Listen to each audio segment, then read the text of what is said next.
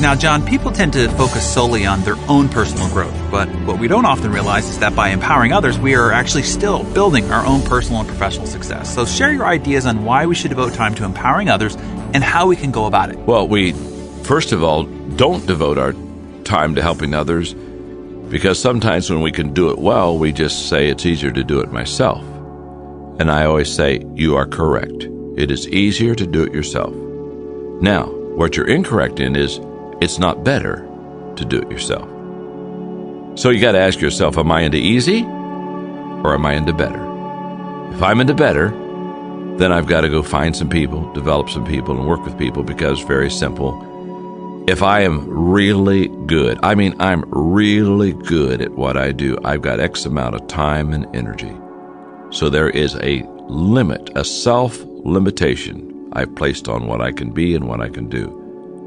When you begin to pour your life into others, that lid is not lifted. That lid is gone. You can literally make the potential lid disappear if you'll spend time developing other people, because as they develop people and they develop people, it begins to compound. And so when people have that dilemma, I just look at them and say, one simple question: do you want to add in your life or do you want to compound? If you want to add, just do it yourself. You want to compound, you've got to make a decision to pour your life into others.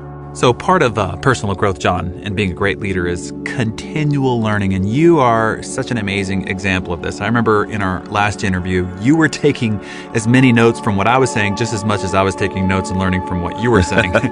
So help us learn how to maintain a teachable attitude. You know, people think that they're teachable, but they're not really when you get right down to it. So what should we do to learn to improve how we learn?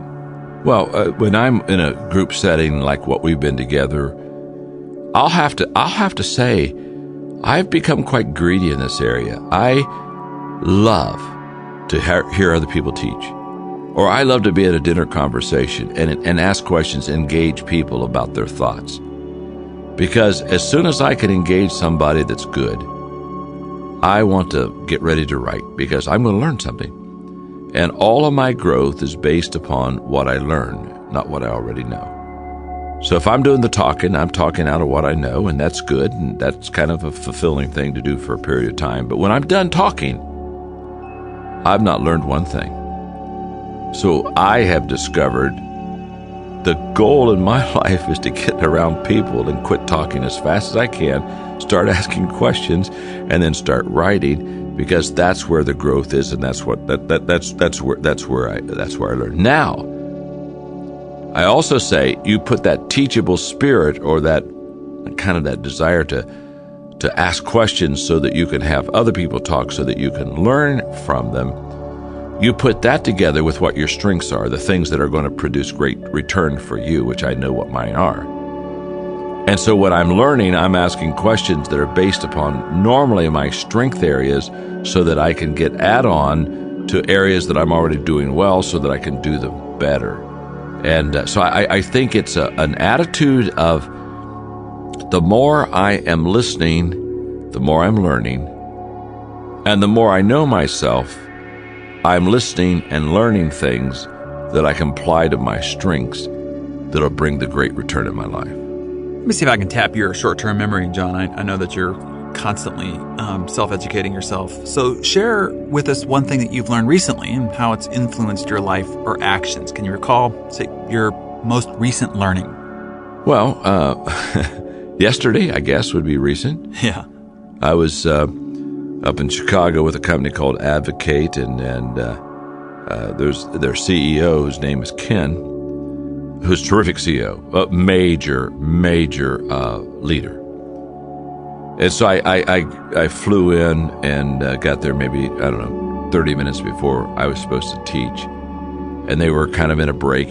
Ken, their CEO, had just finished.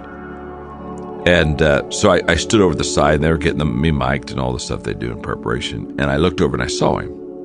He didn't know I was even there. And he's going from table to table. He's walking slowly through the crowd, talking to the people, hugging the people, smiling, listening. And I know this. I do this. I think it's a strength of mine. it was so good to see it reinforced.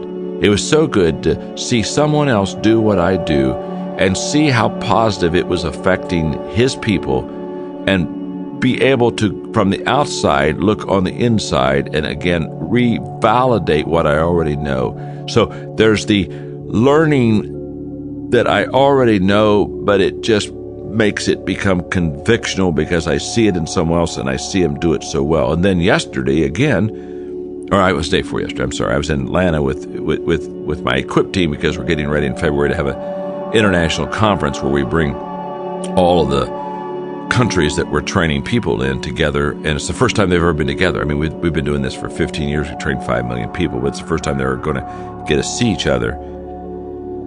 And so we're throwing out ideas, and again, I'm listening. And one of our team members, Mark, said, let's get a theme that I think will really be good because we've trained 5 million, and so everybody's now asking, so what? You know, what are we going to do? And so we, you know, in a few moments, this good idea tank came up with the theme of what next. But what next isn't a question like what do we do next, but it's an explanation like let's tell you what we're going to do next. And okay, every day,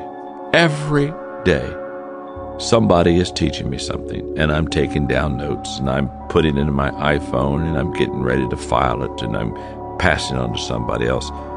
But that's just the last 2 things I've done with people, and that's what I learned. Your example of that CEO, Samuel Johnson, has a great philosophy that says people need to be reminded more than they need to learn something new most often. So, I like that. And yeah. I think that's true, Darren. Yes.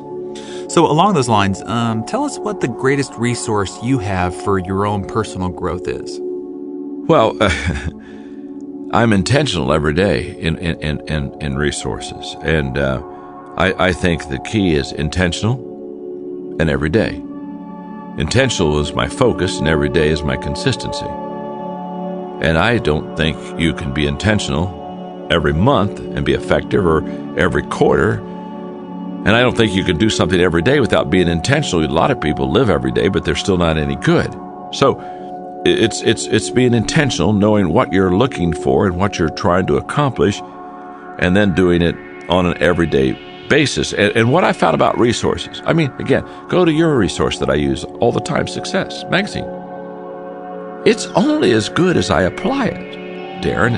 The Success Magazine doesn't bring me any success at all. It just teaches me and gives me the tool to be successful. I mean, the magazine doesn't do it. I wish it did. I wish I could take your magazine and kind of rub it up against my mind every day and kind of through osmosis get all that thinking in me. But it's just a magazine. But if I take the magazine